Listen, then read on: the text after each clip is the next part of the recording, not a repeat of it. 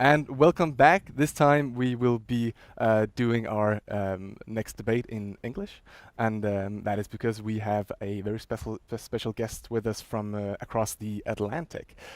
So right now we're gonna do a live interview with May Boeve, from who is the administrative director of 350.org, which, as most of you know, is the organization, the global climate movement, which we are a part of. And hi to you, May. Hello, How are you? I'm doing well. I'm really glad to be able to join you. I wish we could all be together in person for this conversation. Maybe we will one day soon. Yeah, you were supposed to be at the Folkemøde, which was cancelled, right? Yes, I was really looking forward to it. I've been hearing about it for years, Yeah. and I started doing all this research about what a special sort of event it is. I don't really think we have anything equivalent where I live in California, and I was really looking forward to it. But I'm really impressed that you found a way to continue the dialogue virtually. Yeah, so we're doing this 27-hour live stream through the website there. The people who are looking at this from can see it, and yeah, we're really. I must say we're quite proud that we could pull off 27 hours, but yeah, that's really nice. So the reason why we wanted to speak to you is because, well, we all know that in the United States have a major role to play in the fight against climate change, and that is really the United States is key to how we solve all of this. And we've had well, with the Paris Agreement, now that we've seen Trump say no to the Paris Agreement and all this, we really need to get a status. Like, how do you view the fight against climate change today as a global movement and as a movement in the United States? Well, things are moving very quickly right now, all around the world, it seems. And I think the coronavirus certainly sparked it. And we saw how governments responded very quickly to mobilize resources to fight the disease, to protect people. And it made us think, what might it look like for governments to respond to climate change in this same way? And is there anything that we can learn from the response to this horrible pandemic about what is required to fight climate change? So we've been thinking a lot about what recovery looks like from particularly the economic fallout of COVID-19. And we've been thinking about what it means to have what we've been calling a just recovery. And if Yes. people want to read about that, you can go to 350.org/just-recovery. And we've actually And signed the same one. We have one in Europe, which is the same one, I believe, right? I think so too. Yes. Yeah. And so the whole thinking behind that is the entire political context for climate action and for all sorts of things has changed because of COVID-19. It was an unprecedented event. We're going to be dealing with the consequences for months, years to come. So for us as the climate movement to keep doing the same things that we were doing in this totally new context doesn't make sense. And as you know, being involved with 350 Denmark, so much of what we do at 350 is about following the money. The money that is spent has an incredible impact on the climate. Are we lending to banks that are lending to fossil fuel companies? Are we invested in pension funds that are invested in fossil fuels? And we really believe that any way we can move money from sources that are causing climate change to the solution, that is how we're going to accelerate action. And as we know, it's all about accelerated action when it comes to climate change. So here we are in this situation where trillions of euros are going to be spent rebuilding economies around the world. Those dollars and euros and every currency you could name will be spent one way or another. And we as civil society have to make sure it is spent in a way that makes climate change better, not worse, and that is good for people. So that's the big context that we think has changed, and that's true at the global level. It's also true in the United States, because we're seeing, unfortunately, is a lot of bailouts of oil companies, cruise industries, airlines, not the industries we need to take us into the safe climate future we all want. So we need to fight back against the bailouts and do all of that. So that was all happening over the past 3 months, right? And then 2 weeks ago, in the United States, there were massive uprisings calling out the still rampant racism and police brutality in our country. And for 350, we've always believed climate justice and racial justice connect deeply, and we believe in the power of movements. And we have seen in the United States in a few weeks tremendous changes taking place because of movements and pressure. So it's a very difficult time to see what's happening, but I think it's giving a lot of people hope about what kind of change is possible, and particularly how many people are deciding Donald Trump is terrible. I don't know what took them so long, but that attitude shifting also makes us hopeful about the upcoming election and whether the U.S. can really engage with the rest of the world once again in the climate action we all need.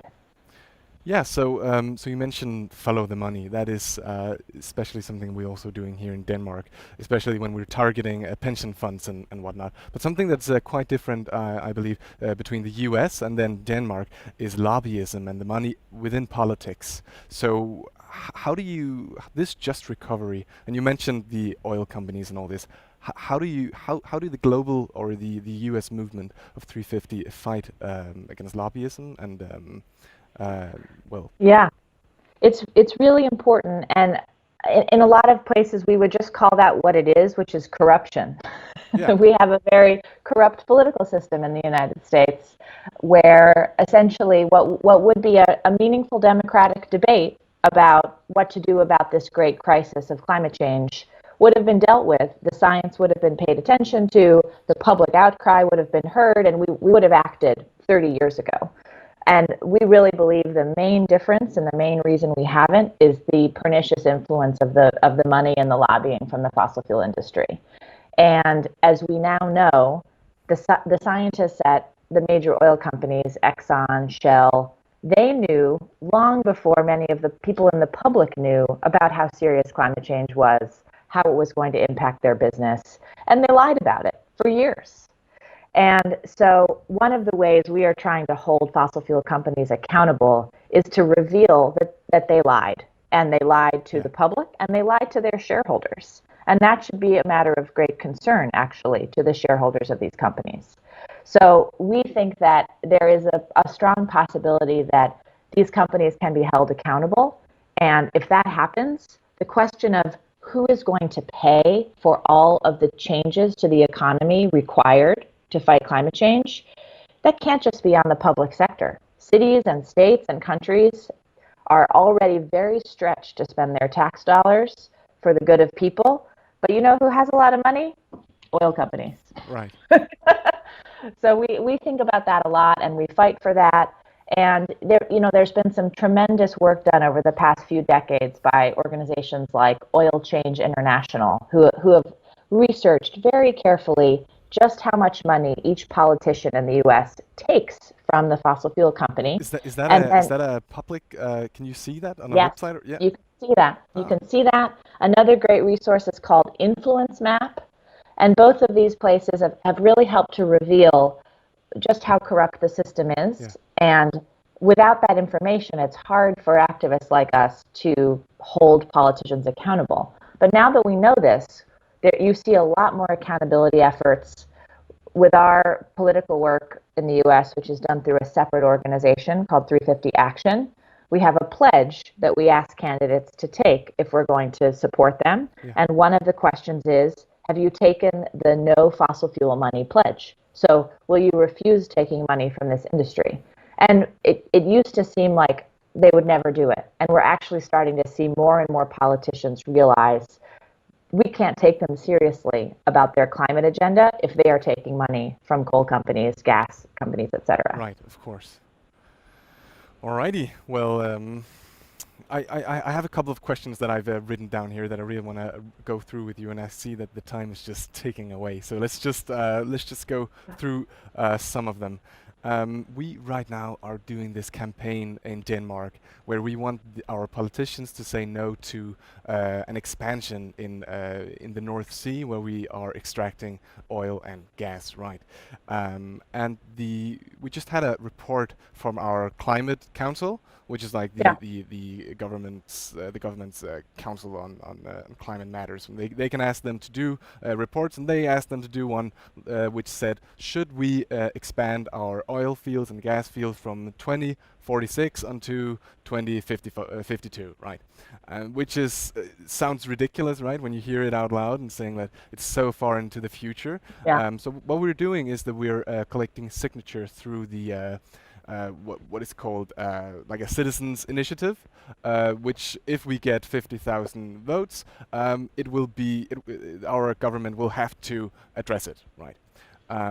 Which is really nice. Like that's a Yeah. very good way of mobilizing people, because you just need the 50,000 signatures, and then you can actually get this into Parliament, right? So the question is, because our climate minister of climate, what he says is that this will have well, a negative effect on the global climate, right? Because if we just stop extracting oil and gas in Denmark, which he thinks we're super good at, then other people in Saudi Arabia, Russia, the US will just extract more. So, Yeah. so my question is, right, how will, for example, a no from future oil and gas expansions in Denmark, how will that influence globally? Right. We hear that all the time from politicians who don't want to do the right thing, where they say, "Well, I'm only here in this one country, and so exactly as you said, this is why it's so important that we work together as a global movement, right? Because we can call them out one country at a time." Right. So I think the most important aspect of this is the question of leadership, and we really need heads of state, we need heads of cities, we need leaders across all levels of government to be demonstrating what ambitious, aggressive climate action is, because there's so many places around the world who are looking for examples of what they can do. Yeah. And this whole question of managing the decline of a country's oil reserves, as you know, has become a topic of concern over the last few years. And what are the countries, what are the governments that are actually in a position to do that? We're actually looking into this in my state of California, which, believe it or not, despite its green reputation, exports a tremendous amount of oil, third only behind Texas and North Dakota. And so can California make a similar decision? Could the government of Denmark do the same? Could the government of Norway do the same? Who is going to be first and who is going to lead the pack? I think that's how I think about it. Yeah. And that's how a decision like that impacts the global debate. Because as long as it's possible for different countries to play by different rules and avoid doing the right thing, every country continues to delay action on climate change. And unfortunately, the way the Paris Agreement is set up, it's sort of each country for their own pledges. Right. What we really need is a science-based goal that everyone has to meet. So, looking at the U.S., right? What do you think? So we're pushing for a no to oil and gas in Denmark. How does that fight go in the U.S.? Is that something that is also being looked at? Is there a possibility of you're mentioning in California, right? What are the, because as soon as we see nations such as California or states as California or nations as the US or Norway, Finland, etc., or Denmark leading by example, I imagine that we'll start to see an alliance of nations to actually do this. I agree. Right? Yeah. And there's a terrific collaboration across organizations and movements working on exactly this, called the Global Gas and Oil Network. And they're all trying to fight this fight together and push the different governments that could actually make this commitment. Yeah. What I would say about the U.S. as a whole, this is one of the areas where Donald Trump has had the most negative impact on the global climate fight, because his administration has rolled back almost 50, maybe more regulations that enable further drilling. and it's turned the U.S. into a net energy exporter, which was not true for the past few years. And so everything the U.S. is doing in this arena is going in the wrong direction. Yeah.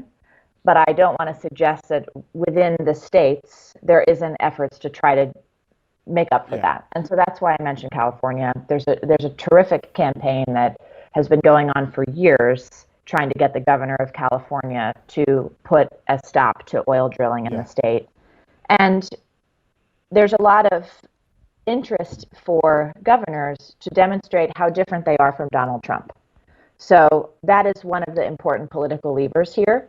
It's so obvious. Trump is, monster level terrible. Everyone recognizes that. We're having a hard time to even grasp that you can have a leader as Trump. Yes, me too, quite frankly. But so this question of how do you differentiate yourself as a leader is really important, and that's been part of the argument to the governor of California in trying to make this step around oil and gas. So what I will say is it's going to be a long fight. It's going to be difficult, but I want everyone watching to know there's a lot of really fantastic organizing and campaigning dedicated to this in the United States. Fantastic. So the past 2 years, I believe, we've had an upspring in mobilization, right? We've had the Fridays for Future movement, we had all sorts of different movements, Extinction Rebellion, etc. And 350 existed before all this, right? So my question is really, how do we fit all of these movements, or how do they work together to combine into this global movement that we're actually seeing today?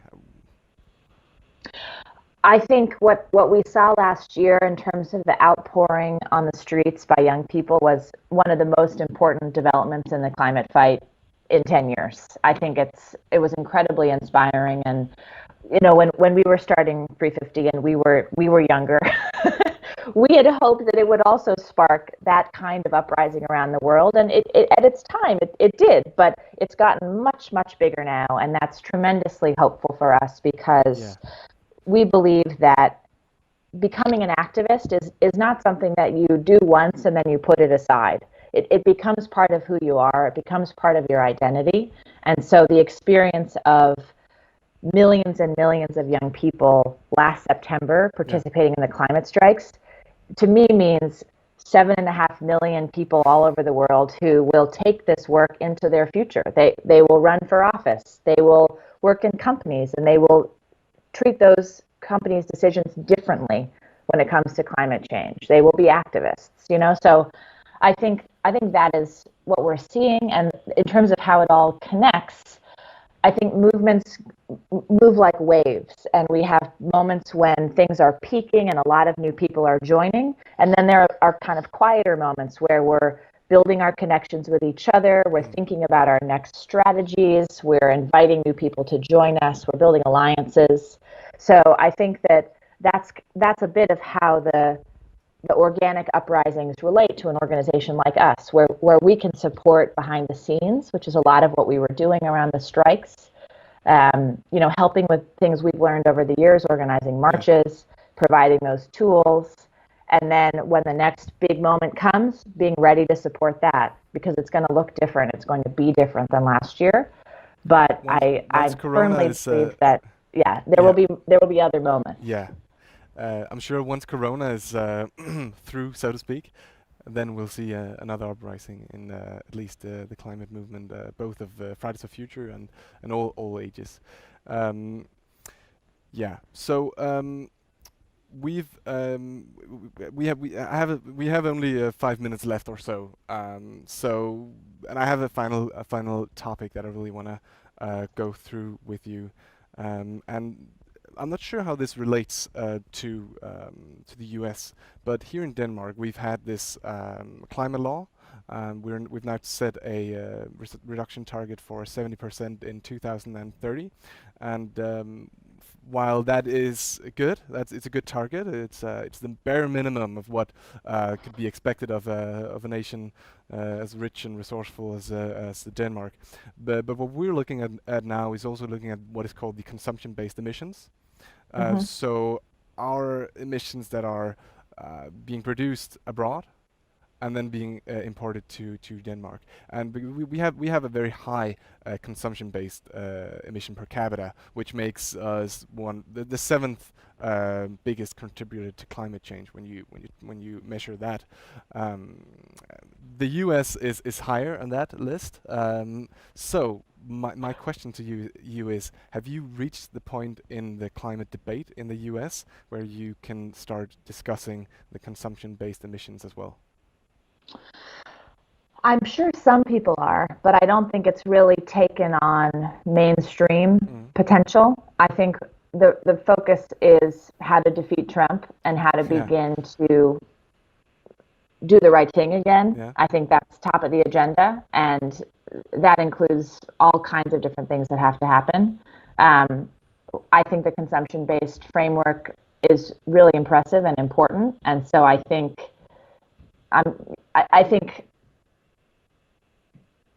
there's some conversation about it, but I think, unfortunately, the bar is even lower in the United States, what people are trying to do. Yeah. All right. So that is, of course, I also believe that this is something that comes further down the road, right? Once you actually set the framework for the national emission targets, right, and all that, then the consumption-based emissions can come further down the road. So soon there's going to be an election. We don't know exactly when, but we know that by the 1st of January, you need a new president, right?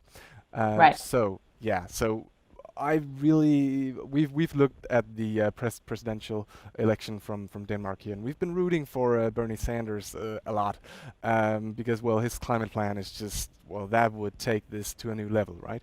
But now we've come down to the choice between Joe Biden and Donald Trump.